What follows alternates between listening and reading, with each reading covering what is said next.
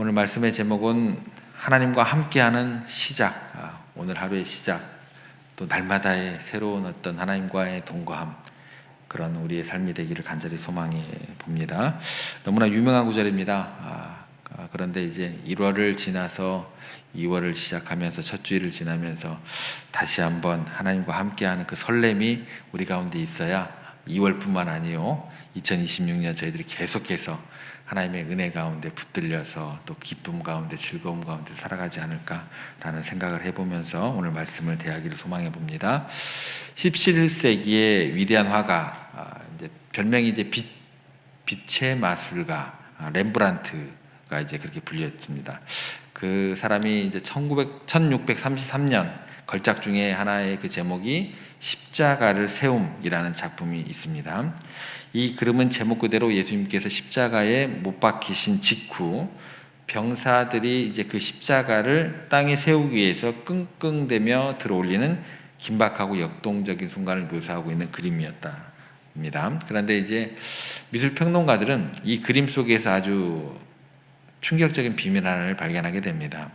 십자가를 들어올리는 그 무리 가운데 가장 힘을 쓰면서 십자가 밑둥을 받치고 있는 한 남자가 있었는데, 당시 화가들이 쓰고 있던 베레모를 쓴 그 남자의 얼굴이 바로 렘브란트 화가 본인의 얼굴을 거기에다가 그렸다라는 거죠.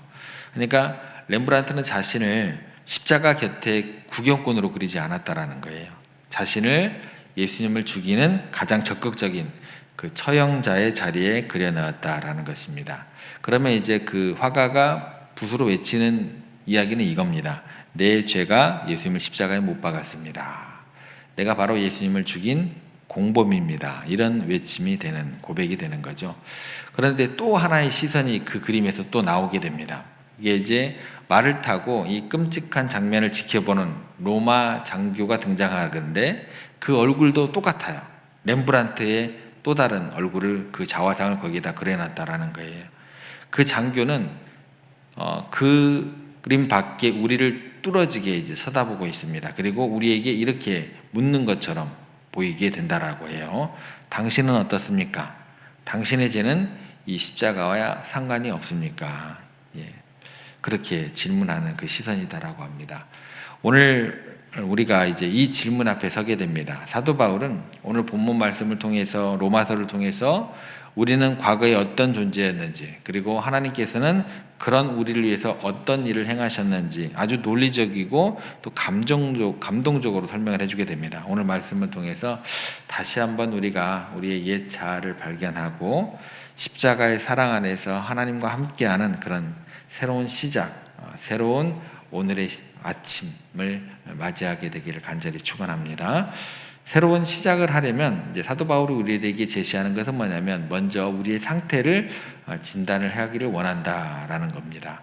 본문 6절에 보시면 우리가 아직 연약할 때에 사도 바울이 우리에게 주는 첫 번째 진단은 뭐냐면 우리가 연약하다라는 겁니다. 연약하다. 여기서 연약하다라는 것은 이제 뭐 몸이 약하다, 힘이 없다라는 것보다 이제 좀 더 강합니다. 전적으로 무능력, 이거를 의미한다라는 거예요.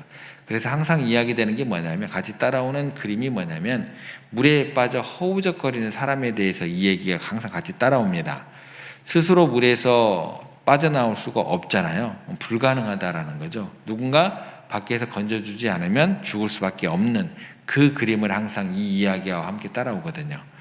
이것이 우리의 실존이다라는 겁니다. 스스로 선을 행할 능력이 없고 스스로 하나님을 찾을 의지도 없는 상태, 이게 연약함의 진짜 의미가 된다라고 설명을 하면 가장 좋은 예시가 됩니다.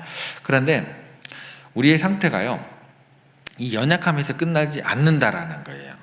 바울은 그래서 더 충격적인 단어를 가져오게 되는데 8절을 보면 우리를 죄인이다라고 부릅니다. 그런데 여기에서 그치지 않아요. 10절에 가면 우리를 가리켜서 하나님과의 원수다라고 선언을 하게 됩니다. 이 이야기를 잘 보시면 갈수록 뭐예요? 단계가 높아가요.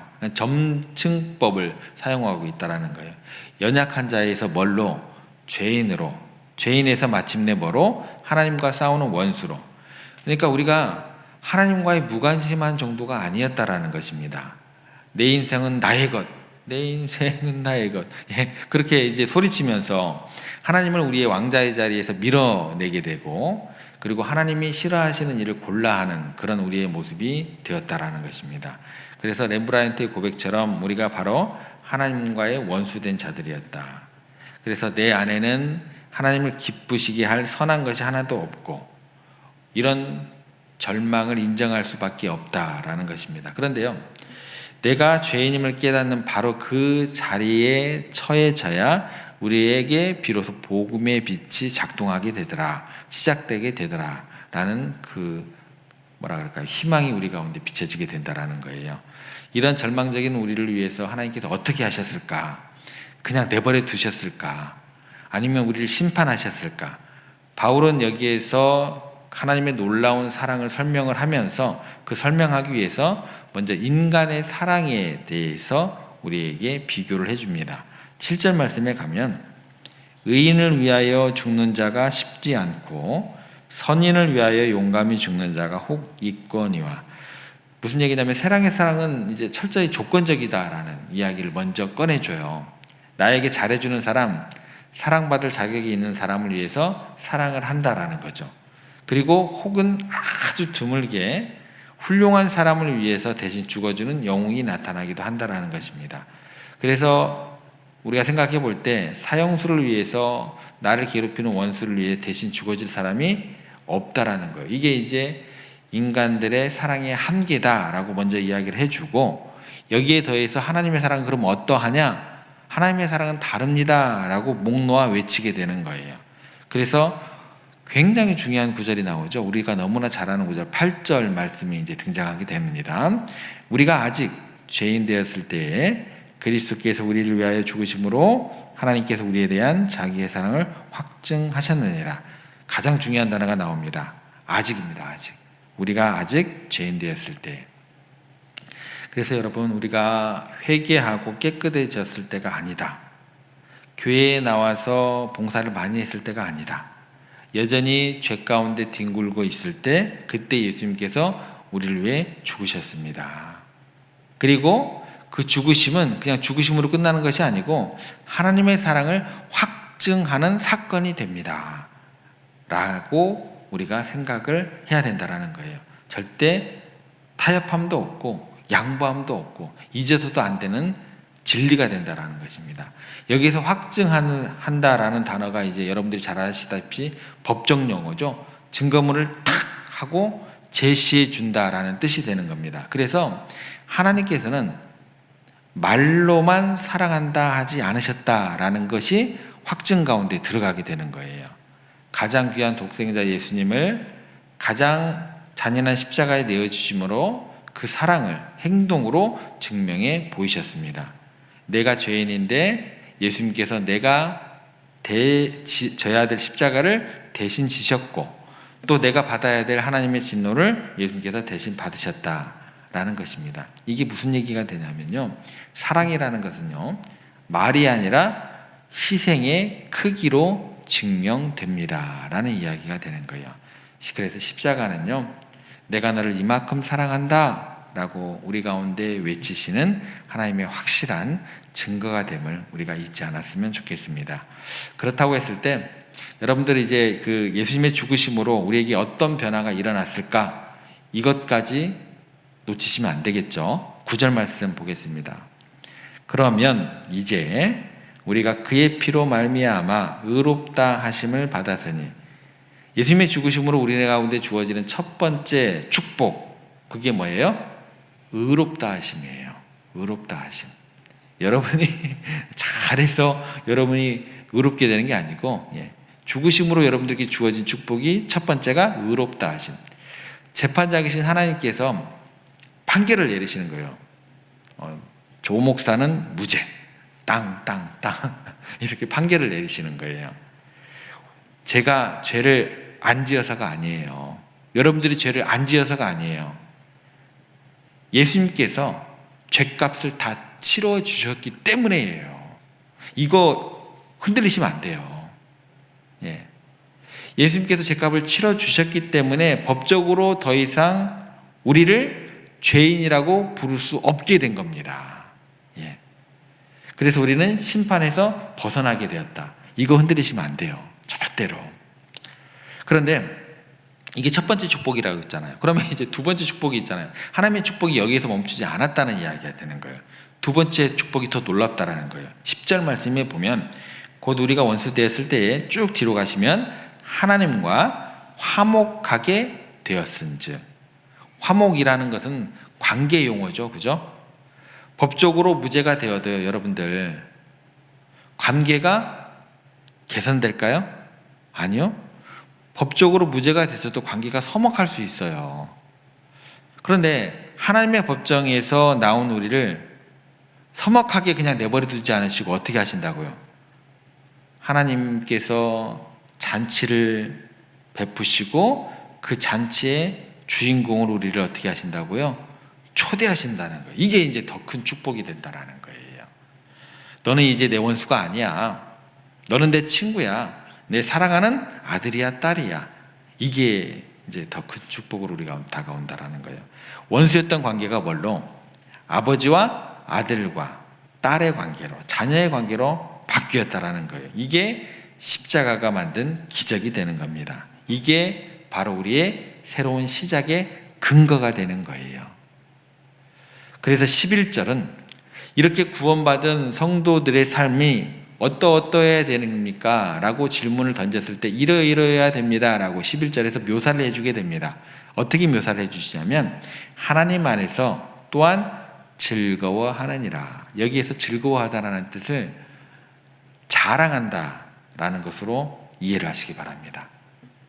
새로운 시작을 한 사람은 그러면 무엇을 자랑할까? 더 이상 돈을 자랑하지 않겠죠. 더 이상 학벌을 자랑하지 않겠죠. 더 이상 건강을 자랑하지 않겠죠. 나 같은 죄인 살리신 예수님의 십자가의 사랑을 자랑을 하겠죠. 또 어떤 걸 자랑할까요?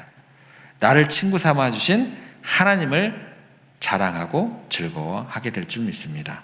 그리고 이 기쁨이, 이 자랑이 우리의 삶에 가득하게 되기를 주님의 이름으로 축복합니다. 말씀을 정리합니다. 제임스 뱅크스라는 목사님이 계시는데요.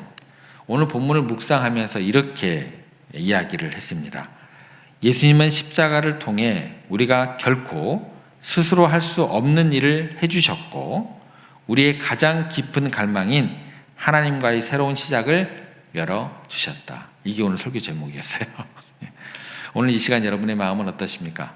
앞으로 올 한 해 지내시면서 여러분의 마음이 어떻게 다가온다 할지라도 죄책감 때문에 괴로워하지 마시기를 부탁을 드립니다. 나 같은 사람도 용서받을 수 있을까? 그런 고민 가운데 의심하지 않으시기를 부탁을 드립니다. 그러면서 하나님을 더욱더 멀리 떠나는 여러분들이 되지 않기를 부탁을 드립니다. 그러면서 하나님과의 서먹한 관계 속에서 종교적인 의무감만 가득한 신앙생활을 절대 하지 않으시기를 또한 부탁을 드립니다. 기억하시기 바랍니다. 우리가 아직 연약할 때입니다. 그리고 우리가 아직 죄인 되었을 때입니다. 심지어 우리가 하나님과 원수 되었을 때 주님께서 우리를 위해 죽으셨습니다. 그 사랑이 오늘 또 내일 또 여러분을 부르고 부르실 것입니다. 그래서 과거의 짐을 항상 십자가 앞에 내려놓는 그런 훈련들을 하시고 하나님께서 우리 가운데 내미시는 그 화해의 손을 붙잡을 그런 결단을 또 그런 기대를 놓지 않으시기를 부탁을 드리겠습니다. 그 손을 잡는 그 순간이 바로 하나님과 함께하는 그런 위대한 인생의 새로운 시작이 됨을 꼭 기억하시기를 주님의 이름으로 축복합니다.